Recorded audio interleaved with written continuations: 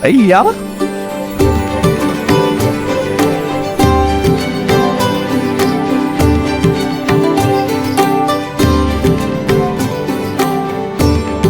सज्ज हो जाइए भैया, आज से विवाह रीतियां आरंभ होने वाली हैं आपकी। जी हाँ भैया। केवल राम भैया की नहीं लक्ष्मण भैया, अब तो हम सबकी होने वाली हैं। शुभ घड़ी तो है। इतने वर्षों से स्वतंत्र हमारा शत्रुघ्न इसी बंधन में तो बंधेगा भैया।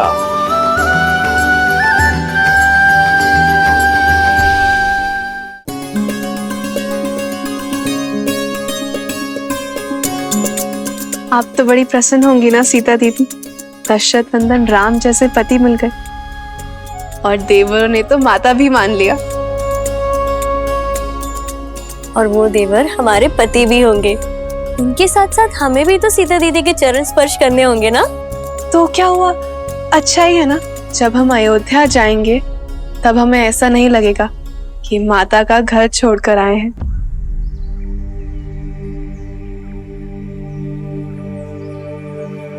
क्या हुआ दीदी, आप अचानक गंभीर हो गई? माता पिताश्री का विचार आया। वर्षों तक हमें लाड से पाला और अब अचानक हम सब उन्हें छोड़कर चले जाएंगे।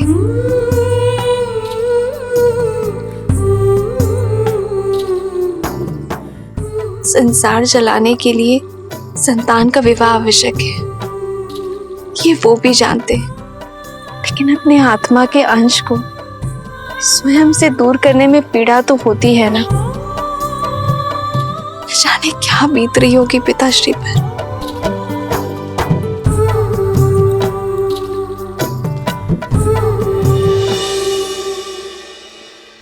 पीड़ा तो है मन में,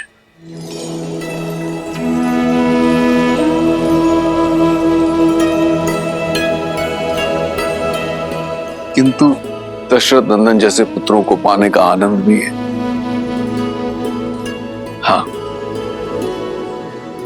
तुम्हारी माता थोड़ी विचलित है।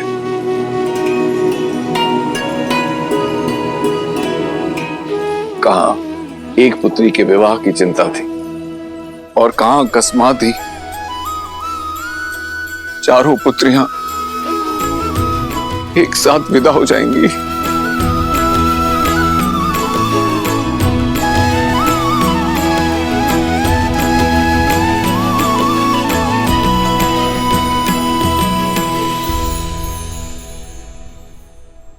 अरे तुम चारों अब तक सज नहीं हो।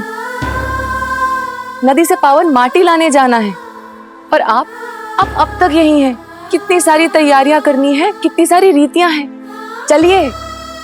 माँ, हम सब सज हैं, बस आपको होना है।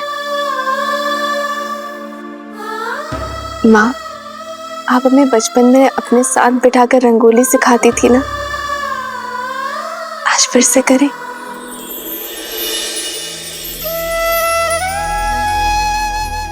स्वास्तिक की ये 4 रेखाएं, हम 4 बहनें हैं माँ,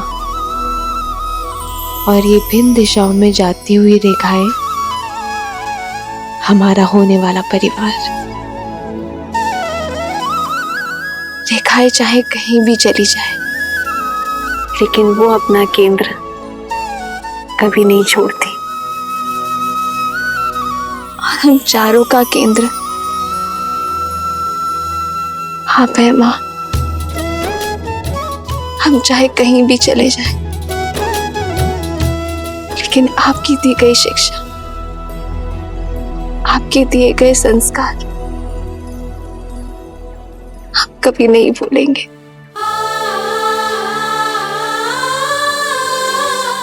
आपकी पुत्रियां मिथिला से दूर अवश्य जा रही हैं, लेकिन हमारे अंदर से मिथिला को कोई दूर नहीं कर सकता माँ। और जब हम दूर ही नहीं जा रहे हैं तो फिर चिंता कैसी?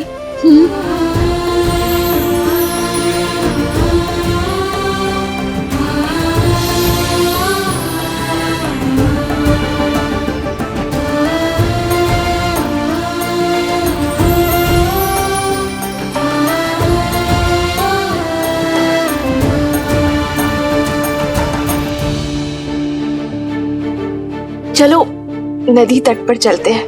मिथिला की महारानी के चारों जमाता वहां प्रतीक्षा कर रहे होंगे, और अगर विलम्ब हो गया ना तो महारानी बहुत डांटेगी। ओम भूर्भुवस्वः तत्सवितुर्वरेण्यं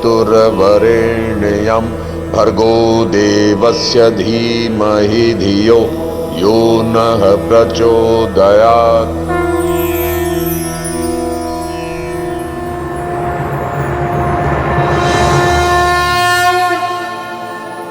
महाराज जनक अपनी पुत्रियों के साथ पधार चुके हैं।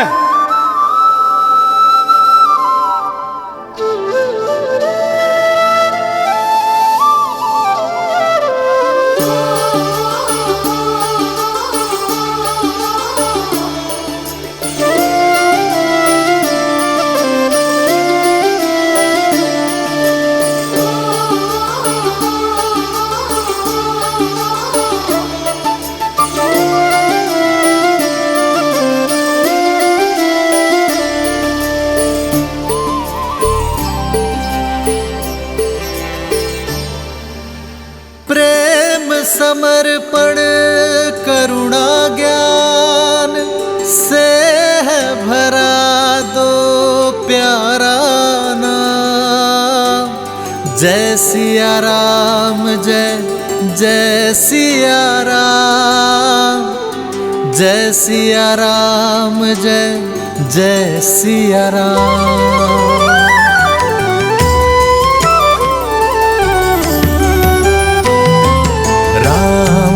लोचन सीता दृष्टि, राम है बादल सीता वृष्टि। अब वर और वधू माँ गंगा का आह्वान कर नदी तल से पवित्र माटी को लेकर इस पात्र में भरेंगे। तत्पश्चात वर उसे वधू को सौंप देंगे।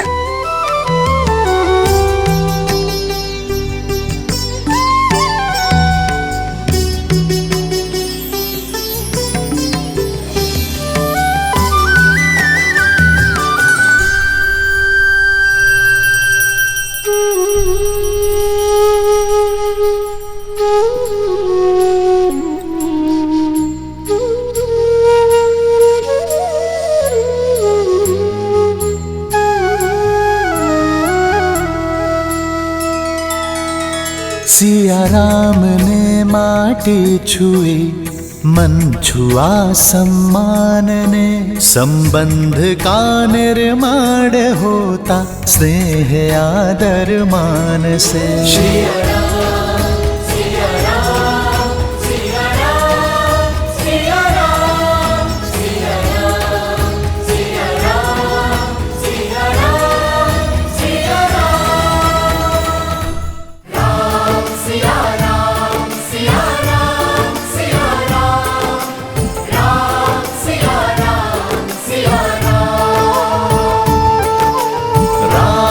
सिया राम सिया राम सिया राम, राम सिया राम सिया राम। नदी तल की माटी की भांति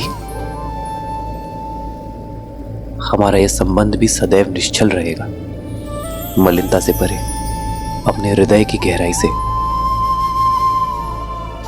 मैं सदैव आपको प्रेम और सम्मान दूंगा।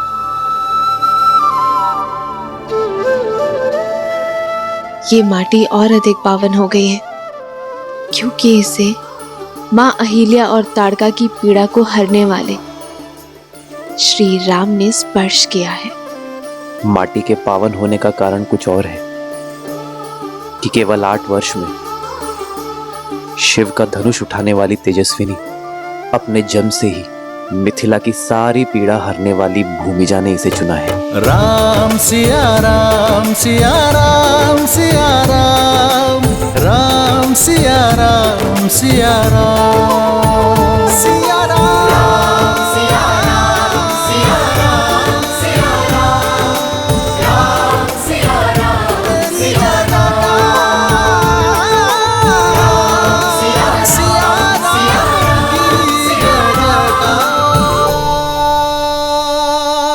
दशरथ पुत्रो, आगे आओ।